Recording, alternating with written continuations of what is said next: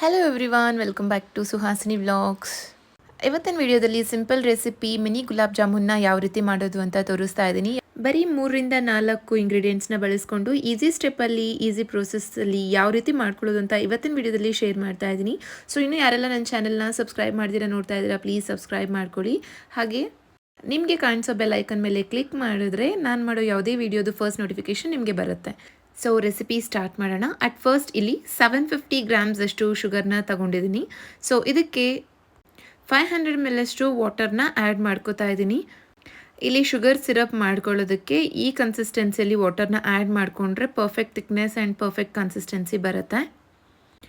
Sugar ಎಲ್ಲ ಕರಗೋವರೆಗೂ ಕಂಪ್ಲೀಟಾಗಿ ಕೈ ಆಡಿಸ್ಕೊಂಡು ಆಮೇಲೆ ಹೈ ಫ್ಲೇಮಲ್ಲಿಟ್ಟು ಇದನ್ನು ಚೆನ್ನಾಗಿ ಬಾಯ್ಲ್ ಮಾಡ್ಕೋಬೇಕಾಗತ್ತೆ. ಶುಗರ್ ಸಿರಪ್ ಆಗೋದಕ್ಕೆ ಮಿನಿಮಮ್ 15 to 20 ಮಿನಿಟ್ಸ್ ಆಗುತ್ತೆ. ಆವಾಗಲೇ ಪರ್ಫೆಕ್ಟ್ ಕನ್ಸಿಸ್ಟೆನ್ಸಿಯಲ್ಲಿ ಥಿಕ್ನೆಸ್ ಪ್ರಾಪರ್ ಆಗಿ ಬರುತ್ತೆ. ಶುಗರ್ ಸಿರಪ್ಗೆ ನೀರೇನಾದರೂ ಜಾಸ್ತಿ ಆಗಿ ಅದು ರನ್ನಿ ಕನ್ಸಿಸ್ಟೆನ್ಸಿಯಲ್ಲಿ ಇದೆ ಅಂತಂದರೆ ಗುಲಾಬ್ ಜಾಮೂನ್ ಸಹ ಅಷ್ಟೊಂದು ಚೆನ್ನಾಗಿ ಬರೋದಿಲ್ಲ. ಅಂದರೆ ಮೇಲೆ ಎಲ್ಲ ತುಂಬ ಸಾಫ್ಟಾಗಿ ಮೆತ್ತಗಾಗ್ಬಿಡತ್ತೆ.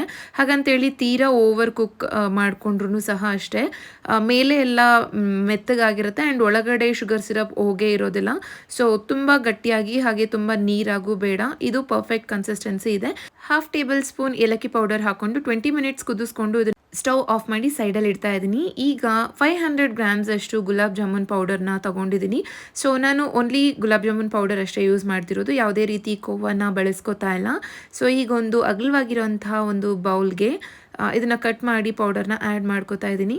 ಕೆಲವೊಬ್ಬರು ಮಿಲ್ಕ್ ಪೌಡರಲ್ಲೂ ಮಾಡ್ಕೊತಾರೆ. ಸೊ ನಾರ್ಮಲಾಗಿ ತುಂಬ ಡಿಫ್ರೆಂಟ್ ಟೈಪ್ಸಲ್ಲಿ ಗುಲಾಬ್ ಜಾಮೂನ್ನ ಮಾಡ್ಕೋತಾರೆ. ಸೊ ಇದೊಂದು ಸಿಂಪಲ್ ರೆಸಿಪಿ ಗುಲಾಬ್ ಜಾಮೂನ್ ಪೌಡರ್ನ ಯೂಸ್ ಮಾಡಿಕೊಂಡೇ ತೋರಿಸ್ತಾ ಇದ್ದೀನಿ. ಸೊ ಪ್ಯಾಕೆಟ್ ಒಳಗಡೆ ಎಲ್ಲ ಉಂಡೆ ರೀತಿ ಇರುತ್ತಲ್ವ, ಅದನ್ನೆಲ್ಲ ಕ್ಲೀನಾಗಿ ಮ್ಯಾಶ್ ಮಾಡಿಕೊಂಡು ಈ ರೀತಿ ಹೊಡ್ಕೊಂಡು ಸೊ ಈಗ ಸ್ವಲ್ಪ ಹಾಲನ್ನು ಹಾಕಿ ಮಿಕ್ಸ್ ಮಾಡ್ಕೊತಾ ಇದ್ದೀನಿ. ಸೊ ಆ್ಯಕ್ಚುಲಿ ಗುಲಾಬ್ ಜಾಮೂನ್ ಪೌಡರ್ಗೆ ಸ್ವಲ್ಪ ಆ್ಯಡ್ ಮಾಡಿದ ತಕ್ಷಣ ತುಂಬ ಮೆತ್ತಗಾದಂಗೆ ಅನಿಸುತ್ತೆ. ಸೊ ಸ್ವಲ್ಪನೇ ಹಾಲನ್ನು ನೋಡಿಕೊಂಡು ಆ್ಯಡ್ ಮಾಡಿಕೊಂಡ್ರೆ ಬೆಟರ್. ಯೂಶ್ವಲಿ ಚಪಾತಿಗೆಲ್ಲ ಯಾವ ರೀತಿ ಕಲಿಸ್ಕೊತೀವಿ ಅದೇ ರೀತಿನೇ, ಬಟ್ ತೀರಾ ಗಟ್ಟಿಯಾಗಿ ಬೇಡ, ಸ್ವಲ್ಪ ಸಾಫ್ಟಾಗಿನೇ ಮಿಕ್ಸ್ ಮಾಡ್ಕೊಂಡಿದ್ದೀನಿ. ಹಿಟ್ಟು ಕಲಿಸ್ಕೊಬೇಕಾದ್ರೆ ತುಪ್ಪ ಬೇಕಾದರೆ 1 ಟೇಬಲ್ ಸ್ಪೂನ್ ಅಷ್ಟು ಆ್ಯಡ್ ಮಾಡಿಕೊಂಡು ಇದನ್ನು ಕಲಿಸ್ಕೋಬೋದು. ಈಗ ಒಂದು 5 ಮಿನಿಟ್ಸ್ ಇದನ್ನು ರೆಸ್ಟ್ ಮಾಡೋದಕ್ಕೆ ಸೈಡಲ್ಲಿ ಬಿಡ್ತಾ ಇದ್ದೀನಿ. ಸೊ ನೋಡ್ಬೋದು, ಈಗ ಇದು ಒಂದು 5 ಮಿನಿಟ್ಸ್ ಆದಮೇಲೆ ನಾನು ಉಂಡೆ ಮಾಡ್ಕೊಳ್ಳೋದಕ್ಕೆ ಮತ್ತೆ ಇನ್ನೊಂದು ಸರಿ ಚೆನ್ನಾಗಿ ಮಿಕ್ಸ್ ಮಾಡ್ಕೋತಾ ಇದ್ದೀನಿ. ಈಗ ಇದು ತುಂಬ ಚಿಕ್ಕ ಬಾಲ್ಸ್ ಆಗಿ ಮಾಡ್ಕೋಬೇಕಾಗತ್ತೆ. ಯೂಶ್ವಲಿ ಮನೇಲಿ ಗುಲಾಬ್ ಜಾಮೂನ್ ಮಾಡ್ಕೊಳ್ಳೋವಾಗ ಒಂದು ಲೆಮನ್ ಯಾವ ಸೈಜಲ್ಲಿ ಇರುತ್ತೆ ಆ ಸೈಜಲ್ಲಿ ಮಾಡ್ಕೊತೀವಿ. ಬಟ್ ಇದು ನಾವು ಮಿನಿ ಜಾಮೂನ್ ಮಾಡ್ಕೊತಾ ಇರೋದ್ರಿಂದ ತುಂಬ ಪುಟಾಣಿ ಸೈಜಲ್ಲಿ ಮಾಡ್ಕೋತೀವಿ. ಸೊ 2 ಕೈಗಳ ಮಧ್ಯೆ ಚೆನ್ನಾಗಿ ಪ್ರೆಸ್ ಮಾಡಿ ರೌಂಡ್ ಮಾಡಿಕೊಂಡ್ರೆ, ಶೇಪ್ ಮಾಡಿಕೊಂಡ್ರೆ ಎಲ್ಲೂ ಸಹ ಕ್ರ್ಯಾಕ್ ಇಲ್ದಿರ ಕ್ಲೀನಾಗಿ ಬರುತ್ತೆ. ಸೊ ನೋಡ್ತಿರ್ಬೋದು, ನಿಮಗೆ ಗೊತ್ತಾಗ್ತಿದೆ ಅನಿಸ್ತಿದೆ ನಾನು ಯಾವ ಸೈಜಲ್ಲಿ ಮಾಡ್ಕೊಂಡಿದ್ದೀನಿ ಅಂತ, ತುಂಬ ಚಿಕ್ಕ ಸೈಜಲ್ಲಿ. ಸೊ ಮಕ್ಕಳಿಗೆ ಈ ರೀತಿ ಮಾಡಿಕೊಟ್ರೆ ತುಂಬ ಅಟ್ರ್ಯಾಕ್ಟ್ ಆಗ್ತಾರೆ ಆ್ಯಂಡ್ ಚೆನ್ನಾಗೂ ತಿಂತಾರೆ. ಸೊ ನಾನೀಗ ಎಲ್ಲ ಮಿಕ್ಸ್ಚರ್ನು ಅದೇ ರೀತಿಯೇ ಮಾಡಿಟ್ಕೊಂಡಿದ್ದೀನಿ. ಆದಷ್ಟು ಚಿಕ್ಕ ಸೈಜಲ್ಲಿ ಮಾಡ್ಕೊಳ್ಳಿ, ಬಿಕಾಸ್ ಎಣ್ಣೆಗೆ ಹಾಕಿದ ತಕ್ಷಣ ಮತ್ತೆ ಅದು ಸ್ವಲ್ಪ ಸೈಜ್ ಡಬಲ್ ಆಗುತ್ತೆ. ಈಗ ಒಂದು ಪ್ಯಾನ್ನ ಇಟ್ಕೊಂಡು ನಾನು ಆಯಿಲ್ನ ಹಾಕೋತಾ ಇದ್ದೀನಿ. ಡೀಪ್ ಫ್ರೈಗೆ ಎಷ್ಟು ಬೇಕು ಅಷ್ಟು ಆಯಿಲ್ನ ನೋಡಿಕೊಂಡು ಆ್ಯಡ್ ಮಾಡ್ಕೊಳ್ಳಿ. ಆಯಿಲ್ ಸ್ವಲ್ಪ ಬಿಸಿ ಆದಮೇಲೆ ಒಂದೊಂದೇ ಗುಲಾಬ್ ಜಾಮೂನ್ ಬಾಲ್ಸ್ನ ಡ್ರಾಪ್ ಮಾಡ್ಕೊಳ್ಳೋಣ. ಆಯಿಲ್ ಮೀಡಿಯಮ್ ಹೀಟಲ್ಲಿದ್ದರೆ ಬೆಟರ್. ಜಾಸ್ತಿ ಹೀಟ್ ಮಾಡ್ಕೊಂಡಿದ್ರೆ ಆಯಿಲ್ನ ಮೇಲೆ ಎಲ್ಲ ಬೇಗ ಕಲರ್ ಚೇಂಜ್ ಆಗಿಬಿಡುತ್ತೆ ಆ್ಯಂಡ್ ಒಳಗಡೆ ಕ್ಲೀನಾಗಿ ಕುಕ್ ಆಗಿರೋದಿಲ್ಲ. ಸೊ ಹಾಗಾಗಿ ಮೀಡಿಯಮ್ ಫ್ಲೇಮಲ್ಲಿ ಇಟ್ಕೊಂಡು, ಸೊ ಆ್ಯಕ್ಚುಲಿ ಬಾಲ್ಸ್ನ ಈ ರೀತಿ ಡ್ರಾಪ್ ಮಾಡಿದ ತಕ್ಷಣ ಅದು ಮೇಲೆ ಬರಬೇಕು, ಅಷ್ಟು ಬಿಸಿ ಮಾಡ್ಕೊಂಡಿದ್ರೆ ಸಾಕಾಗತ್ತೆ. ನೀವು ಒಂದೇ ಸರಿ ಹಾಕೋದಕ್ಕಿಂತ ಚಿಕ್ಕದಾಗಿ ಒಂದು ಸ್ವಲ್ಪ ಹಾಕಿ ನೋಡಿದ್ರೆ ಅದು ಹಾಕಿದ ತಕ್ಷಣ ಮೇಲೆ ಬರುತ್ತೆ ಅಲ್ವಾ. ಸೊ ಆ ರೀತಿ ನೋಡಿಕೊಂಡು ಆಮೇಲೆ ಒಂದೊಂದೇ ಬಾಲ್ಸ್ನ ಡ್ರಾಪ್ ಮಾಡಿ. ಸೊ ನೋಡಿ, ಹಾಕಿದ ತಕ್ಷಣ ಅದ್ರದ್ದು ಸೈಜ್ ಆಲ್ರೆಡಿ ಡಬಲ್ ಆಗಿದೆ. ಸೊ ಆದಷ್ಟು ಚಿಕ್ಕದಾಗಿ ಮಾಡ್ಕೊಳ್ಳಿ, ಸೊ ದ್ಯಾಟ್ ಅದ್ರ ಸೈಜ್ ಎಣ್ಣೆಗೆ ಹಾಕಿದ ತಕ್ಷಣ ಡಬಲ್ ಆಗುತ್ತೆ. ಆದಷ್ಟು ಮೀಡಿಯಮ್ ಫ್ಲೇಮಲ್ಲೇ ಇಟ್ಕೊಂಡು ಕುಕ್ ಮಾಡ್ಕೊಳ್ಳಿ, ಸೊ ದ್ಯಾಟ್ ಒಳಗಡೆ ಎಲ್ಲ ಚೆನ್ನಾಗಿ ಬೇಯುತ್ತೆ ಆ್ಯಂಡ್ ಶುಗರ್ ಸಿರಪ್ಗೆ ಆ್ಯಡ್ ಮಾಡಿದಾಗೂ ಎಲ್ಲೂ ಹಸಿ ಇಲ್ದಿರ ಚೆನ್ನಾಗಿ ಒಳಗಡೆವರೆಗೂ ಶುಗರ್ ಸಿರಪ್ ಹೋಗಿ ಸ್ಪಾಂಜಿಯಾಗಿ ಗುಲಾಬ್ ಜಾಮೂನ್ ರೆಡಿ ಆಗುತ್ತೆ. ಸೊ ನೋಡ್ತಿರ್ಬೋದು, ಎಲ್ಲ ಕಡೆನೂ ನಾನು ಈ ರೀತಿ ಡಾರ್ಕ್ ಆಗಿ ಕಲರ್ ಬರೋವರೆಗೂ ಮೀಡಿಯಮ್ ಫ್ಲೇಮಲ್ಲೇ ಇಟ್ಕೊಂಡು ಇದನ್ನು ಚೆನ್ನಾಗಿ ಕುಕ್ ಮಾಡ್ಕೊಂಡಿದ್ದೀನಿ.